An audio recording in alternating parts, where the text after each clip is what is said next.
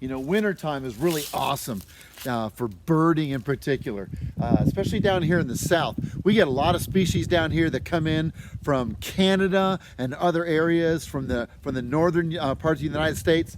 They come in here. You can only see them in the wintertime, and you can see them even easier because all the leaves are off the trees. So when the little LBJs are popping around those branches, it's a lot easier to spot them.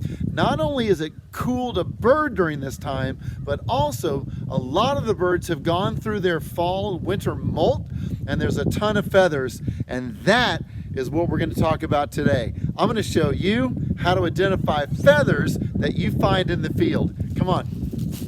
I found this feather a while ago when I was hiking. I brought the camera back so I can show you.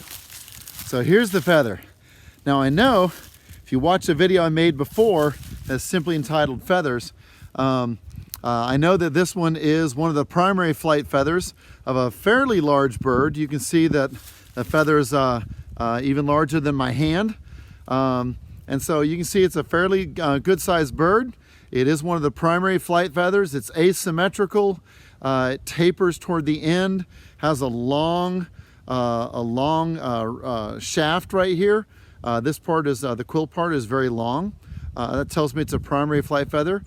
Since the narrow edge is the leading edge, that tells me that this was from the left wing of the bird.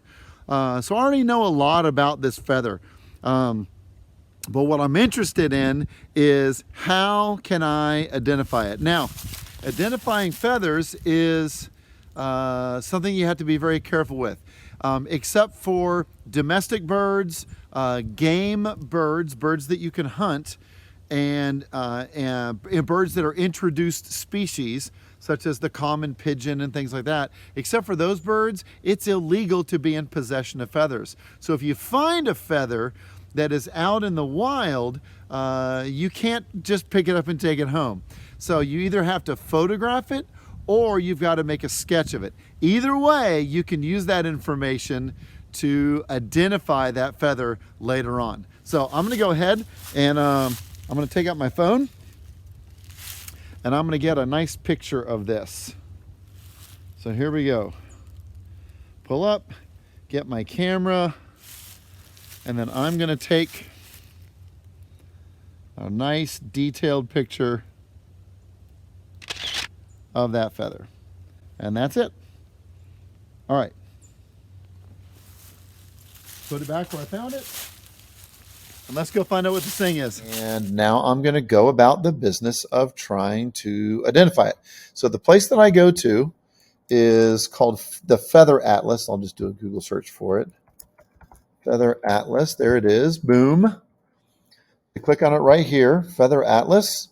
Welcome to the Feather Atlas. All right. And this has lots of good information about feathers, how to identify it, all different kinds of things, important reminders that, remember, I talked about this earlier. Feathers are protected.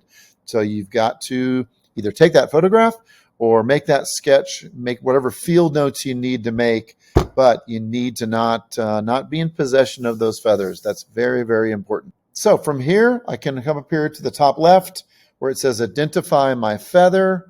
Right in this area, click there. And then it gives me some options and things. So the first thing I want to do is I want to look at the pattern. So click on pattern, and I begin to scroll down. Let's see here. We do have a dark tip on this feather, and there is some barring.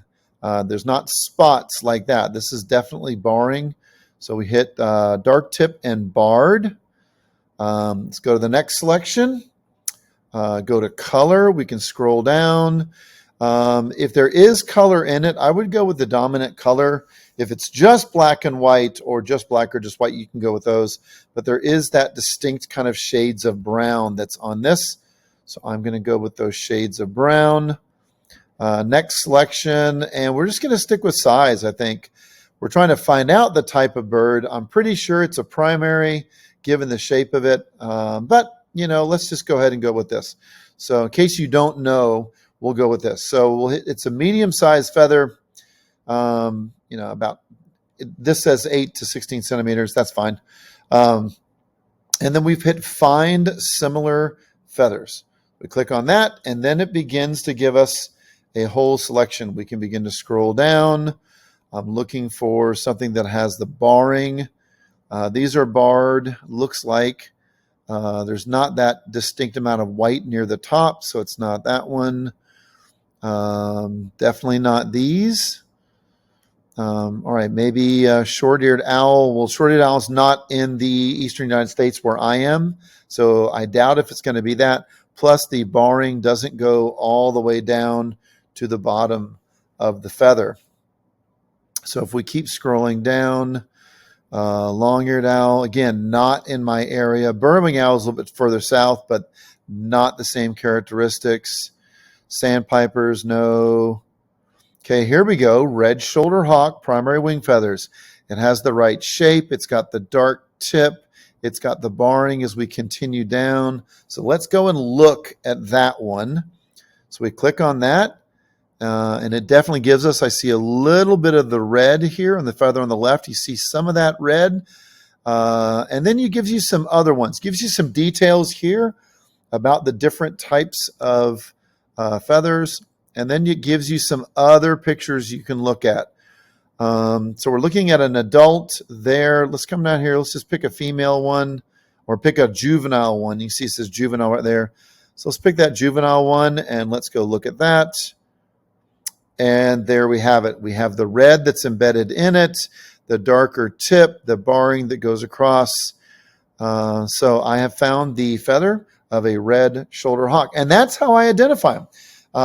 Keep that, and you can now add that to your field journal or add a little note to the photograph that you took, and you are good to go.